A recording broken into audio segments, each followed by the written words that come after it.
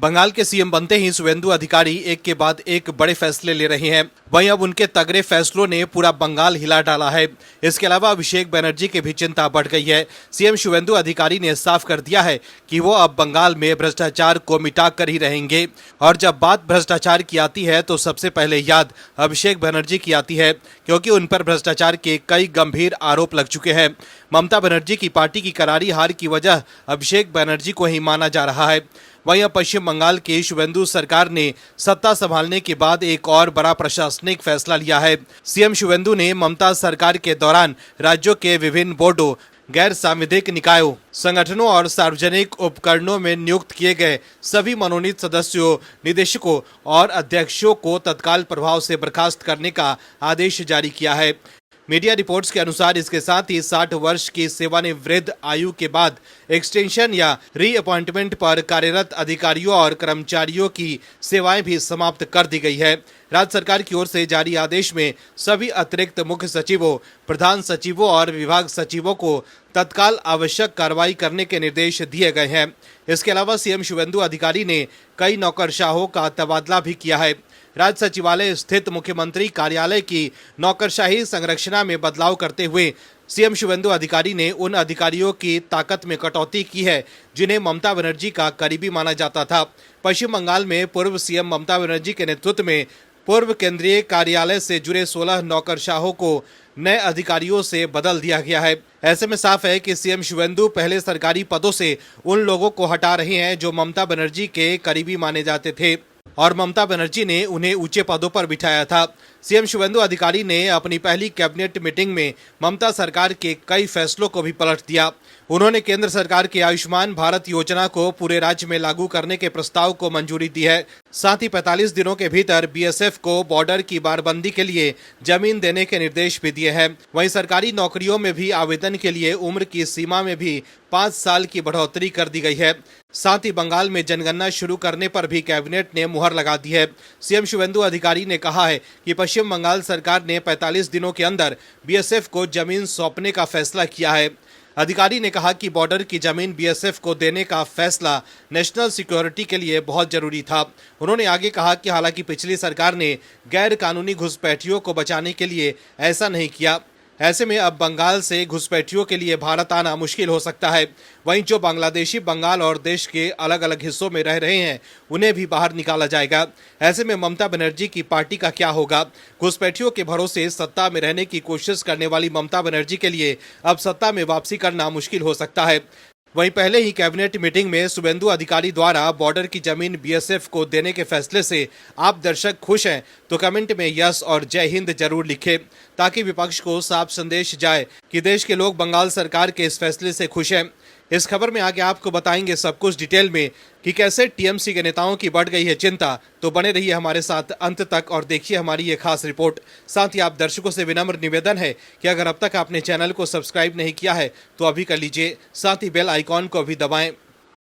दर्शकों, बंगाल के सीएम शुवेंदु अधिकारी के पीए चंद्रनाथ रथ की हत्या के मामले में पुलिस को बड़ी कामयाबी मिली है। पश्चिम बंगाल पुलिस की स्पेशल टास्क फोर्स ने शुवेंदु अधिकारी के निजी सहायक चंद्रनाथ रथ की हत्या के मामले में बिहार और उत्तर प्रदेश से 3 लोगों को गिरफ्तार किया है। इसमें बलिया का रहने वाला राजा सिंह भी शामिल है। वहीं से पहले शुवेंदु अधिकारी के पीए की हत्या के मामले को लेकर बीजेपी के नेता अभिषेक बनर्जी पर सवाल उठा चुके हैं। वहीं पश्चिम बंगाल विधानसभा चुनाव में टीएमसी को मिली करारी हार के बाद सुप्रीम कोर्ट में एसआईआर को लेकर सोमवार को सुनवाई हुई। वहीं सुप्रीम कोर्ट ने टीएमसी से कहा कि वो इस मुद्दे को लेकर नई याचिकाएं दाखिल कर सकते हैं कि बंगाल चुनाव में अलग अलग इलाकों से जीत का अंतर एसआईआर में कटाए गए वोटों की संख्या से कम था। टीएमसी की तरफ से पेश हुए सीनियर वकील कल्याण बनर्जी ने कोर्ट को बताया कि टीएमसी की जीत का अंतर एसआईआर जांच प्रक्रिया में हटाए गए लोगों की संख्या से कम था। उन्होंने आरोप लगाया कि 31 सीटों पर जीत का अंतर हटाए गए वोटों की संख्या से कम था। वहीं केरल के मुख्यमंत्री के नाम पर जारी संशय को लेकर बीजेपी के राष्ट्रीय प्रवक्ता शहजाद पूनावाला ने सोशल मीडिया प्लेटफॉर्म एक्स पर वीडियो जारी कर कांग्रेस पर तंज कसा है। शहजाद पूनावाला ने कहा है कि बीजेपी ने बंगाल में सरकार बना ली, असम में मुख्यमंत्री पद के उम्मीदवार की घोषणा कर दी गई है, लेकिन केरल में पूर्ण बहुमत मिलने के बावजूद कांग्रेस पूरी तरह असमंजस में है। दर्शकों, केरल के सीएम को लेकर कांग्रेस की अंदरूनी कलह एक बार फिर बाहर आ गई है। यही वजह है कि कांग्रेस कोई फैसला नहीं ले पा रही है। वहीं पंजाब के मुख्यमंत्री भगवंत मान के मौसेरे भाई ज्ञान सिंह ने बीजेपी का दामन थाम लिया है। इससे राजनीतिक गलियारों में एक बार फिर सियासी माहौल गर्मा गया है। वहीं इससे पहले केंद्रीय जांच एजेंसी ईडी ने पंजाब की आप सरकार के मंत्री संजीव अरोड़ा को मनी लॉन्ड्रिंग केस में गिरफ्तार कर लिया था, जिसके बाद आम आदमी पार्टी के नेता तिलमिला गए थे।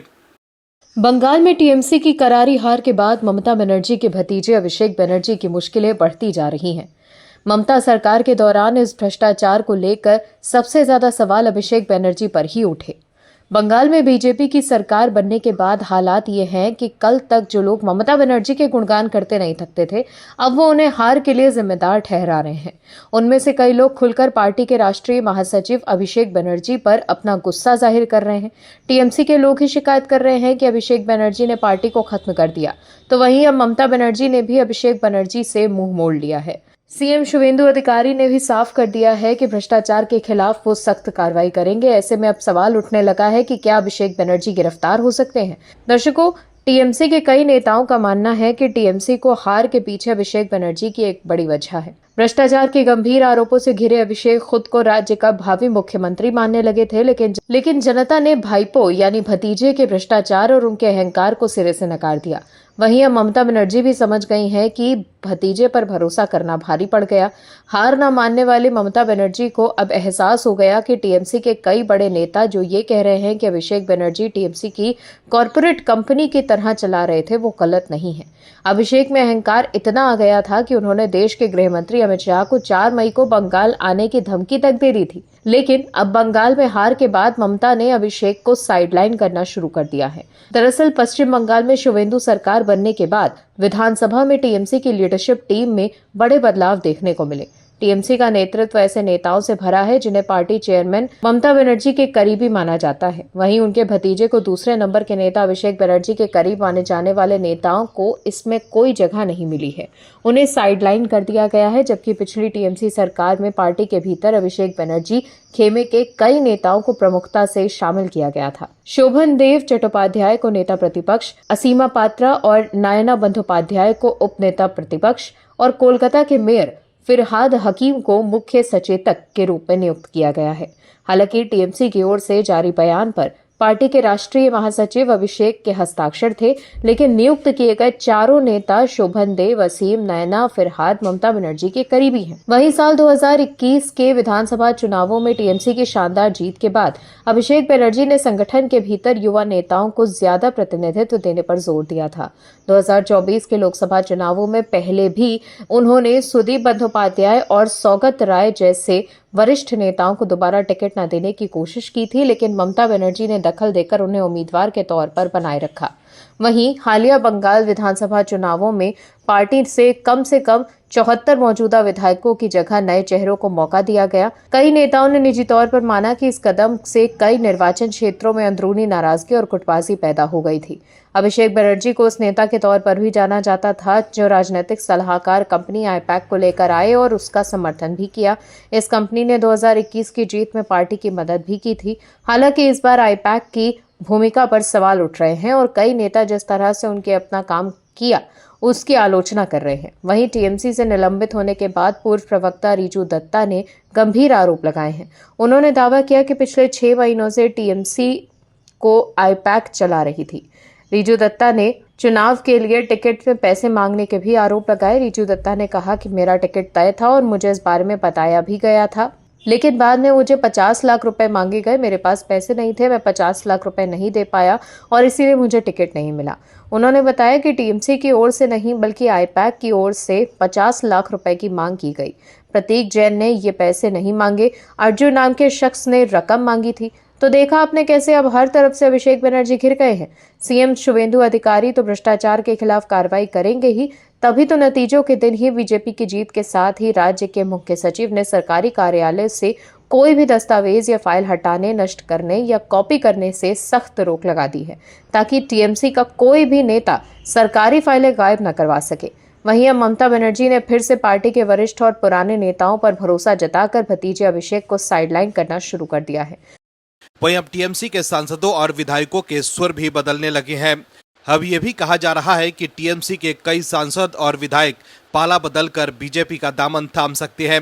ममता बनर्जी और अभिषेक बनर्जी हार के लिए चुनाव में धांधली का आरोप लगाकर जनादेश मानने से इनकार कर रहे हैं, लेकिन ममता बनर्जी की पार्टी के सांसद महुआ मोइत्रा और सयोनी घोष ने पहले ही जनता के जनादेश को स्वीकार करने का ऐलान कर बुआ और भतीजे को झटका दे चुकी है। चुनाव के दौरान महुआ मोइत्रा और सयोनी घोष अपने बयानों से आग उगला करती थी, लेकिन अब कुछ नहीं बोल पा रही है। अब हालात ये है कि कल तक जो लोग ममता बनर्जी के गुणगान करते नहीं थकते थे, आज वही लोग हार के लिए जिम्मेदार ठहरा रहे हैं। उनमें से कई लोग खुलकर पार्टी के राष्ट्रीय महासचिव अभिषेक बनर्जी पर अपना गुस्सा जाहिर कर रहे हैं। अब सबसे बड़ा सवाल ये है कि सत्ता जाने के बाद टीएमसी का भविष्य क्या होगा। ममता की टीएमसी कैडर पर आधारित पार्टी नहीं है। टीएमसी पूरी तरह से सत्ता और व्यक्तिगत करिश्मे पर टिकी हुई पार्टी है।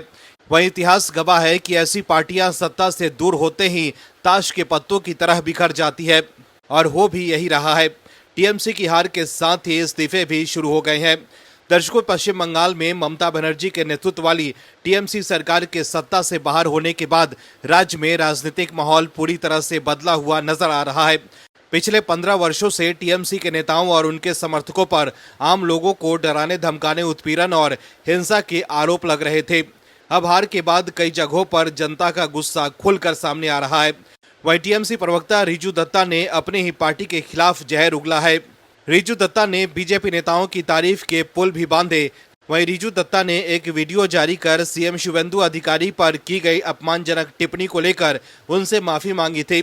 इसके बाद टीएमसी ने इसे पीठ में छुरा घोंपना माना और फिर पार्टी ने तुरंत कार्रवाई करते हुए उन्हें बाहर का रास्ता दिखा दिया।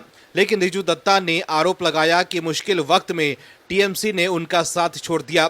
रिजू दत्ता ने एक्स पर पोस्ट कर लिखा है कि अपनी जवानी के 13 साल टीएमसी को देने के बाद, खुद को साबित करने के लिए लगातार मेहनत करने के बाद, सिर्फ अपने काम के दम पर आगे बढ़ने के बाद, क्योंकि मैं कोई नेपो किड नहीं हूं, मेरी प्यारी पार्टी ने मुझे 6 साल के लिए सस्पेंड कर दिया। क्योंकि मैंने सच बोला।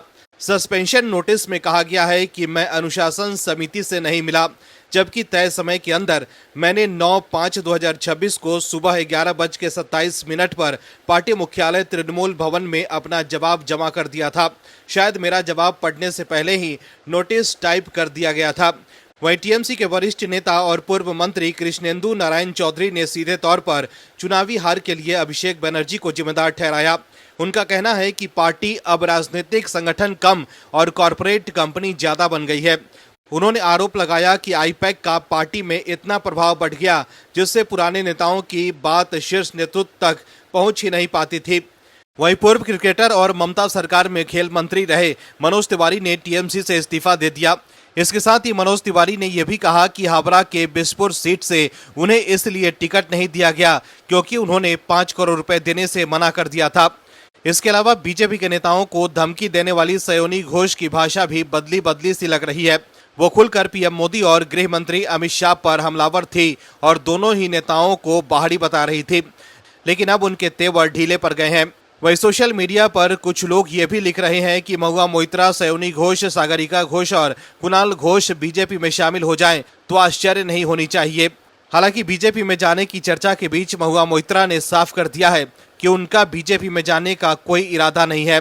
वहीं हार के बाद सयोनी घोष ने एक्स पर पोस्ट कर लिखा था कि मैं विनम्रता पूर्वक भारतीय जनता पार्टी के पक्ष में बंगाल की जनता के जनादेश को स्वीकार करती हूं। दर्शकों, एक तरफ ममता बनर्जी और अभिषेक बनर्जी जनादेश मानने से इनकार कर रही थी, लेकिन उसी वक्त सयोनी घोष का जनादेश स्वीकार करने वाला पोस्ट करना कई सवाल खड़े कर रहे थे कि वो ममता बनर्जी के स्टैंड से अलग क्यों नजर आ रही है। हालांकि अपने पोस्ट में सयोनी घोष ने यह भी लिखा था कि मैं अपनी लीडर ममता बनर्जी के प्रति कमिटेड हूं, लेकिन अब जिस तरह से टीएमसी में बगावत के सुर उठ रहे हैं, उससे इस बात का अंदेशा भी लगाया जा रहा है कि टीएमसी के हार के बाद कई नेता पाला बदल सकते हैं। टीएमसी के नेताओं को लगने लगा है कि बीजेपी के सत्ता में आने के बाद टीएमसी की वापसी मुश्किल है, इसलिए कई नेता बीजेपी की ओर अपना रुख कर सकते हैं।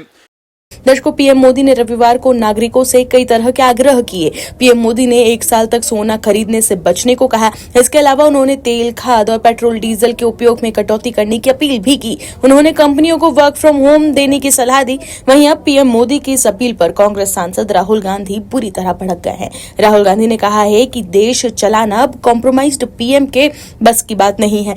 राहुल गांधी ने कहा कि नाकामी के बाद सारी जिम्मेदारी जनता के ऊपर थोप देते हैं। राहुल गांधी ने एक्स पर लिखते हुए कहा कि मोदी जी ने कल जनता से त्याग मांगे। सोना मत खरीदो, विदेश मत जाओ, पेट्रोल कम जलाओ, खाद और खाने का तेल कम करो, मेट्रो में चलो, घर से काम करो। ये उपदेश नहीं बल्कि ये नाकामी के सबूत है। दर्शकों, ईरान और अमेरिका युद्ध की वजह से इस पूरी दुनिया पर संकट है, लेकिन इस वक्त भी राहुल गांधी नेगेटिव राजनीति कर रहे हैं। यही वजह है कि देश के लोग लगातार कांग्रेस को चुनाव में हराकर जवाब दे रहे हैं, लेकिन राहुल गांधी तब भी नहीं मान रहे हैं और वो बीजेपी पर निशाना साध देते हैं। आप दर्शकों से विनम्र निवेदन है कि चैनल को सब्सक्राइब जरूर करें